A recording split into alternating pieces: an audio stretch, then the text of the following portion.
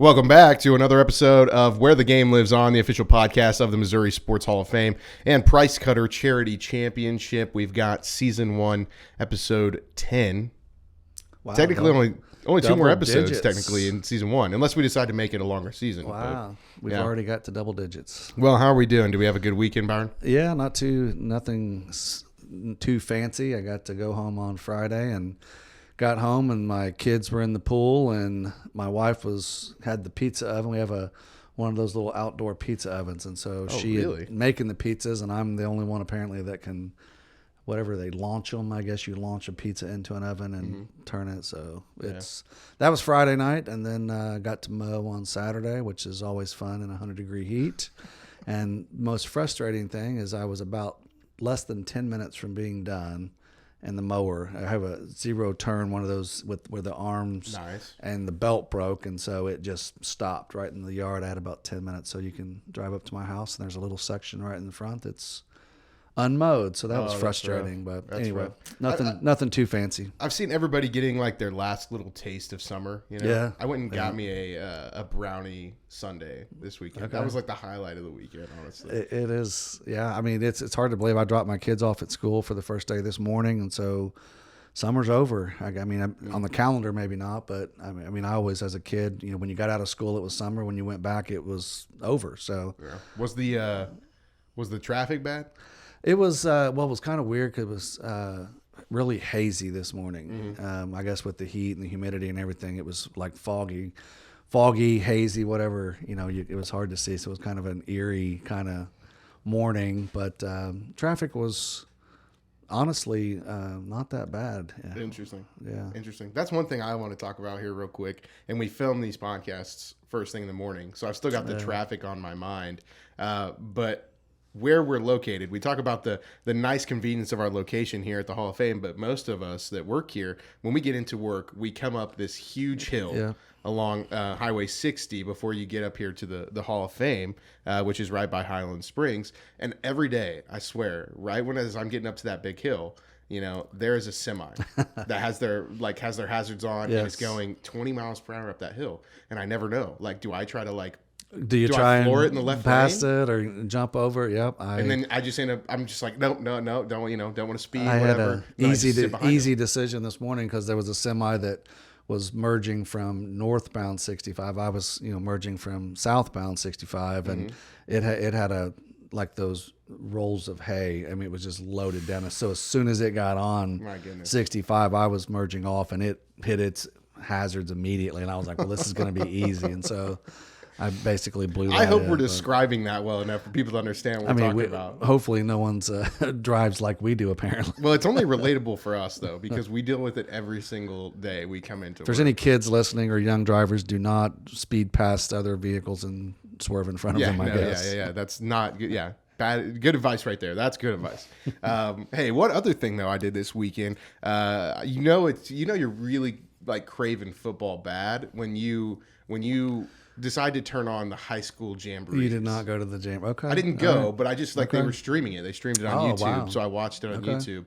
I watched Nixa and Ozark and Kickapoo at Ozark. The old alma mater there, I guess. Yes. Yeah. Oh, well, yeah, of course. I've got a lot of investment. They've got a new coach. Kind of wanted to see what things looked like. It's way different for them. They're going from essentially a double wing offense to spread pistol look. Okay. All right. But that's always like that. Whenever you get a new coach, it seems like it's just you got to get the new systems in. It's been several years ago, obviously, but I can still remember my senior year high school jamboree back in Indiana, where I went to high school, and I mean, we had just gotten out of. We actually had 3-a-days back then. I don't think you can do it these days, but I can remember.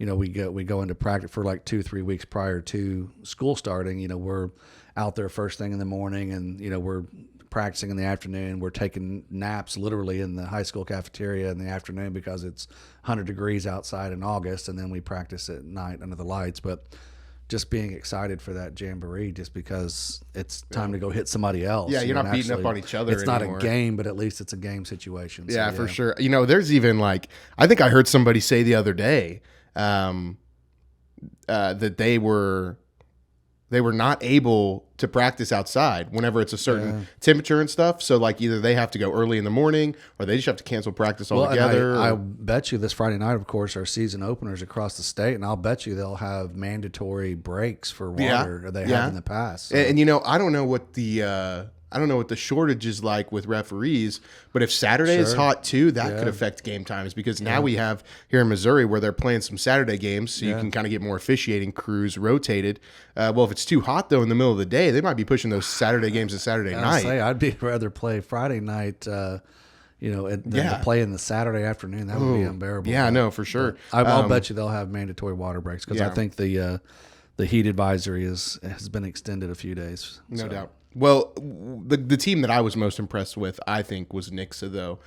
They just looked like they had the most talent overall on the field. Obviously, you know, you're not fully into the season yet. That's part of the Jamboree. It's a tune-up. A lot of guys have to sharpen things up. But they just looked like the best team on the field. Obviously, I think it goes without saying, but their offensive lineman, Jackson Cantwell, who's, for reference, if you don't know, only going into his sophomore year, it's kind of crazy to think that not only do you start varsity, you're also one of, if not the best player on the field, every time you step on it. Well, he was just named recently the number 6 recruit in the entire country in the class of 26, I guess it is. Correct. So he is the highest ranked recruit since Dorial Green Beckham coming out of Missouri. Wow, so, mentioning him 2 shows in a row there. Right.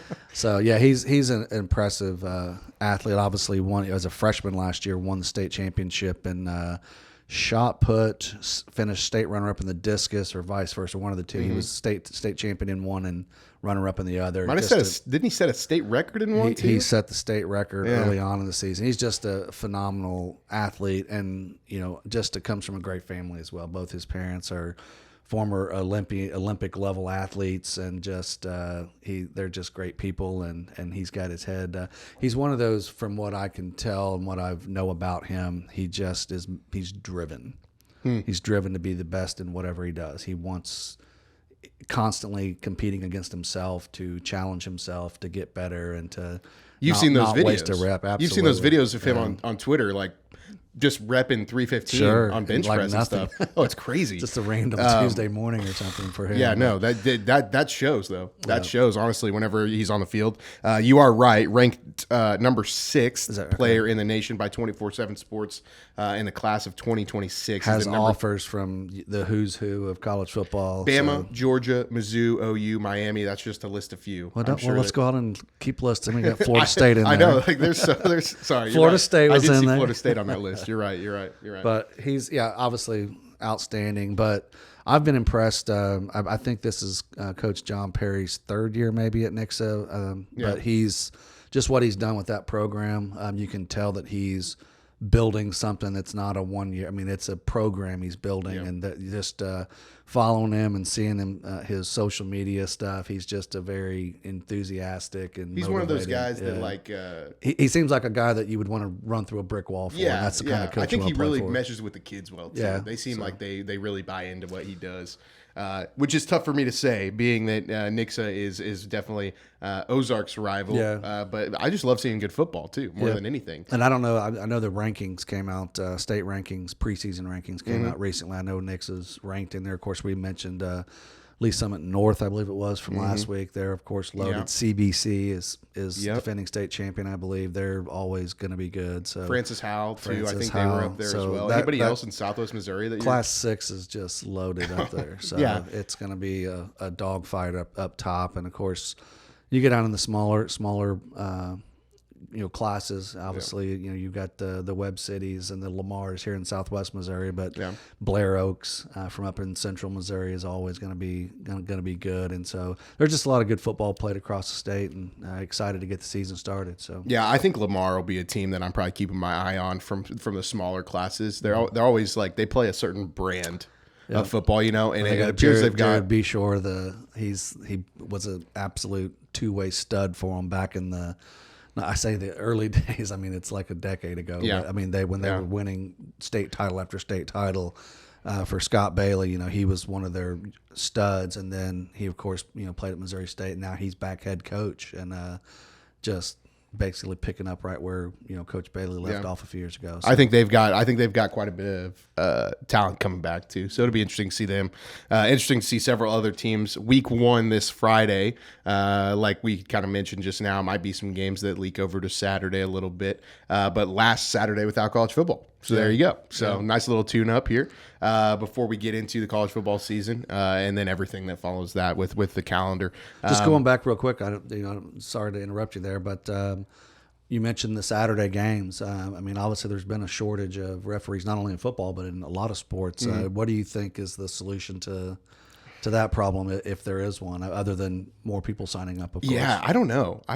If you want me to, and I sound like an old guy here, but honestly, I think there's just so many people my age that just like don't work. Yeah. You know what I mean? Like, I don't know what they're doing.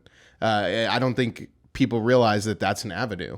You can definitely make good money by being a referee, doing several different sports, whatever it may be. Well, I've Obviously, heard a lot of trained. former players, whether it's basketball, football, or other sports, that they referee because it keeps them involved with the game that they grew up playing, and so that's another thing to to have an impact on the game that you love just by being a referee. But I mean, it's changed just within the past 6 or 8 years since I've been in high school, because I never remember there being an issue with teams having to play on Saturdays because of referee shortages or anything like that. It just seems like it's become more prevalent here since COVID. And what exactly the solution is to that, I don't know. But it definitely it causes issues for Misha. It causes issues for teams. If you play every week on a Friday and then we've got to play on Saturday this week, well, that kind of throws you off a little bit. Definitely different. But just encourage anybody out there, if you have any interest whatsoever. I know for a fact that the officials associations and all these sports would love to have you. So I encourage anybody that is not doing anything on a Friday evening to check it out. No doubt. A shameless plug there for sure. And it's definitely the time to do it right now as they're getting ready to start the season up. You have to get through some training and whatnot first, but always good for the future. Yep. So absolutely. Moving ahead here, shifting gears to another thing we want to mention. We've kind of teased this a little bit that we wanted to start doing some brackets in tandem with the podcast and also on social media.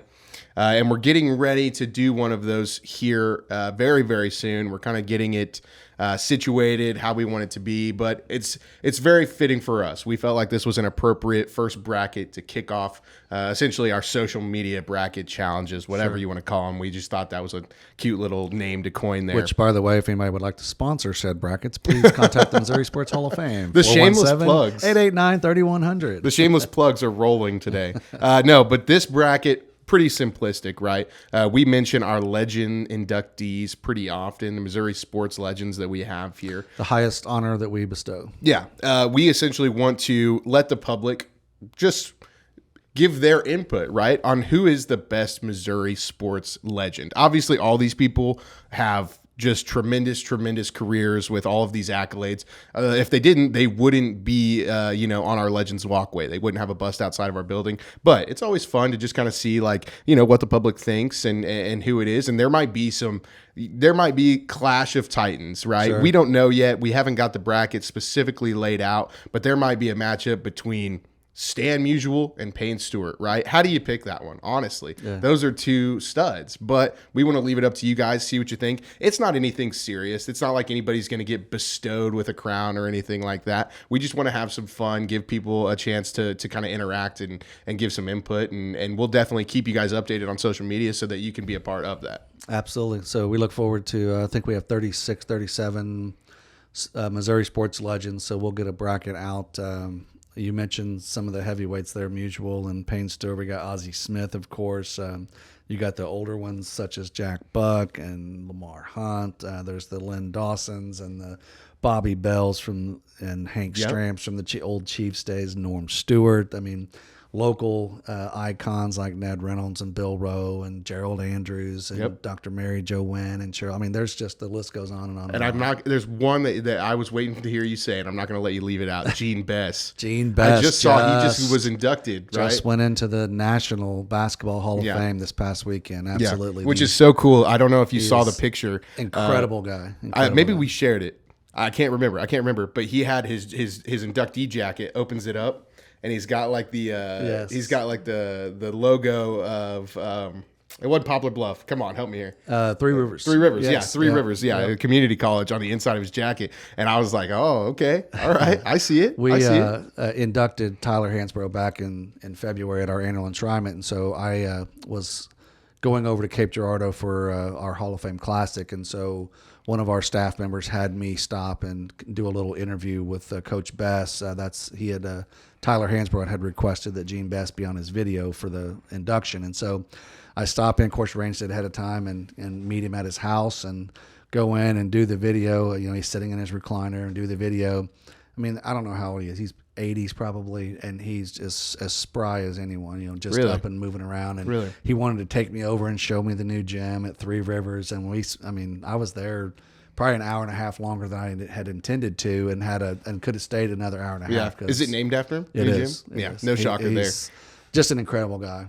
For anybody that doesn't know, and if you're listening to this podcast, I assume you probably do, but he is the most winningest coach in college basketball history. I believe that at is any correct. level. At any right? level, yeah. Yeah. He's just unbelievable. Just an incredible guy, great coach. It impacted so many lives with his coaching and mentoring. And on that note, this may not be the right time, but certainly want to acknowledge the passing of Rob Yanders here locally. Another very known absolutely. basketball Only figure. 44 years old, and just a tragic, untimely passing. And just seeing I never had the privilege of meeting him face to face, but knew of him and knew of his reputation of impacting lives, his coaching, his mentoring. Of course, Yanders Law AAU team is well known throughout the country, but just seeing all of the local and even beyond, tributes coming in via social media. Just obviously he had a great impact on everybody. We just want to acknowledge his passing. Prayers out to his family and friends and everybody that he came in contact with. He received a Filbert 5 from the Hall of Fame back in 2019. Certainly had a great impact on the game, but from what I can tell, obviously a bigger impact on lives. So just prayers out to his family. Certainly couldn't have wrapped that up better myself. But whenever you were talking to me about him, that was the first thing that I said is Yanders Law. You know, like I knew that as how many people that had played in that program and whatnot. And you're right. I think that well, when goes you to look show. at the list of kids and I say kids, they're young men now, but that came out of that program or came out of under his tutelage in the last few years. You got Anton Brookshire, which I believe is his nephew actually, and Isaac Haney, who started at Missouri State. He's now at Austin P. Just who's who, Jonathan Dunn, and just on and on and on. Just so many of the Zach Howell or Powell, I guess it was, that played at Springfield Catholic a couple years ago. So just had a great impact in the area. Certainly. Well, we try to keep things light, but definitely worth mentioning there for sure. And as Byron said, we're sending our thoughts and prayers out to the family there. But we'll keep it moving. We'll try to keep it light here still. Moving on to our sports news segment in Missouri sports news. Mentioned Mizzou football last time, got them a big recruit. This past week, though, now they have announced a little bit of information about their quarterback situation and that they're essentially not making a decision yet. They're going to be rolling with two guys to start the season. Both Brady Cook and Sam Horn are going to be getting snaps their first game, maybe first few games, but we don't know yet. Just the South Dakota game right now, we know they're both going to get snaps. What's your initial? Well, I'd heard it or thought I saw a report that the first two games they were going to both take snaps. South Dakota, I guess. Maybe you're Middle correct. Tennessee, Maybe you're correct. And I assume that one would start one game and the other come in, and vice versa in the second game. But I guess there's a couple ways of looking at it. Number one, obviously no one's separated themselves, so either you've got two really good quarterbacks and you have to make a decision, or I guess the pessimist view would be, we don't have one that's stepped forward. So obviously they both got talent. They both bring various intangibles and qualities and talents to the table. But it's probably not an ideal situation. I think in a perfect world you'd go into the season with a clear starter. But obviously they want the best. Coach Drinkwitz wants the best coach or quarterback out there, and we'll see. I mean, it's completely different. But when I saw they're going to have two quarterbacks, I remember when I first started playing flag football back in college that we had some antiquated 3-quarterback offense where you would just wait until the rush and you would throw it over to one side and then they would just keep passing it back. But obviously that's not what Mizzou's going to be doing with 2 quarterbacks on the field. But it should be. I think. Obviously you're playing each other. When you're going against your own defense, inter-squad scrimmages and everything, it's maybe difficult to really separate. But you're going to be out there against 2 different opponents, and I think by week 3 there will be a clear starter. At least you hope there is. So yeah, we'll see. And you are right. There are different ways of looking at it. I think we've started seeing this a little bit more in college football. Whenever you have a quarterback battle, obviously 2 talented guys. You've got Cook, who is a Missouri guy, and he has been in the offense. He's played right, but then Horn is kind of that younger 4-star guy from Georgia. Sure. I don't think I've seen him play as much. Haven't seen his highlights. I do like how Cook can move a little bit. He's got some runability. But I think, it's just I don't think it's not as much so we don't have a quarterback. It's just you've got options essentially, and sometimes people make the joke like, oh, if you have 2 or 3 quarterbacks, that's going to be but the key to the season too. I mean, I think coming into the year, Mizzou's defense should be pretty good based on last year, based on who's back. They were better than I probably thought they were, at least statistically. I mean, they've got some talent coming back. And should be able to contain most teams. And obviously you got your Georgias and Alabamas and teams like that perhaps it's a different story. But the defense should be able to keep them in ball games. The question is the offense going to be able to put points up? And I think that the quarterback, that's where it starts at. So I also saw an article, interesting.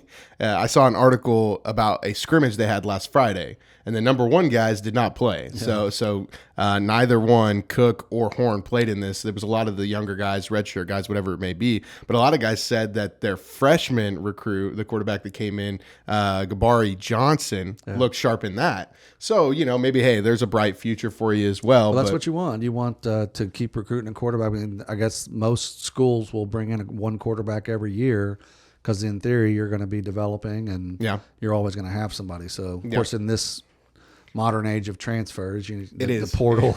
It's a different world now. It is interesting. The word portaling is now a verb. So, is it really? Well, portaling. That school so-and-so, Mizzou went portaling or whatever. So, but. Yeah. Hey, I don't think we prepped for this, but we do have a question of the day. Oh, great. Now remember the question, because I feel like our answer always goes back into the question justifying it, right? Okay. Question of the day. Just so everybody knows, I'm hearing this question for the first time here right now. We did not prep this. Yeah, we did not. But which Missouri high school sport produces the best overall talent? Wow. Best overall talent. And I say, think of the because my thought process is best overall talent is different than best pro level talent. That's kind of where I jumped off at. Because for me, if I was thinking which Missouri high school sport produces the best pro level talent, I might go basketball maybe between Kansas City and St. Louis and some of the guys that we get coming out of there. Somewhat limited to basketball. I mean, baseball, you could go baseball as well. There's several, professional baseball players from Missouri. Yeah. But you're kind of limited to those 3 sports if you're talking about pro talent. But I'm just saying best overall. Best overall. Which one sends the most kids to the next level? When we compare it to other states, maybe. When you compare it to another state, which one does Missouri hold up the best? Well, I mean, okay, so when you think like football recruiting, you're thinking the Floridas and Texas and Georgia and California. Yep. When you think basketball recruiting, I mean, still California, still the Northeast a little bit. Still Texas. I mean, they've got, I don't know. See, when you asked the question, my immediate thought went to the so-called Olympic type sports, the tennis and swimming and golf and things like that. That I was trying to think if that was the answer. Soccer. I know Kansas City and especially St. Louis is a hotbed of soccer in terms of next level talent, college level. Wow, I don't know. I mean, if I had to pick just sitting here right now, I probably would just guess baseball because of not. I mean, Yeah, that's an interesting. You got around to my two. This is why I don't like not knowing the question ahead. That's my bad. That's my bad. But I think your logical thinking was pretty similar to mine. And for soccer, the one thing that held me up on soccer is I think Missouri holds true at a national level, but not a global level. No, Obviously, well, we're of way course behind not. in soccer. No. We're way behind in soccer compared to a lot of other sports. But then behind that, That's because the rest of the world is playing football and we're playing soccer in America. and we're playing American football. Behind that, I came to the conclusion of baseball as well. I think Midwest, American baseball is just a brand of itself. I think Missouri fits into that, and I think it's just something that has continued to kind of elevate in recent years. Whereas I feel like our overall talent in football, we do have some outliers, but for the most part, Missouri football kind of looks the same. Yeah, I mean, swimming is another sneaky good one, especially on the girls' side. If I don't felt like know I was national level talent, but we certainly have some talented swimmers coming out of the state of Missouri at the high school level. Numbers wise, definitely not comparing to a California or something, a bigger state. But I mean, we certainly have some pretty talented swimmers. I just don't know the answer. not to that versed question. enough on the swimming. Not I'm versed not. enough.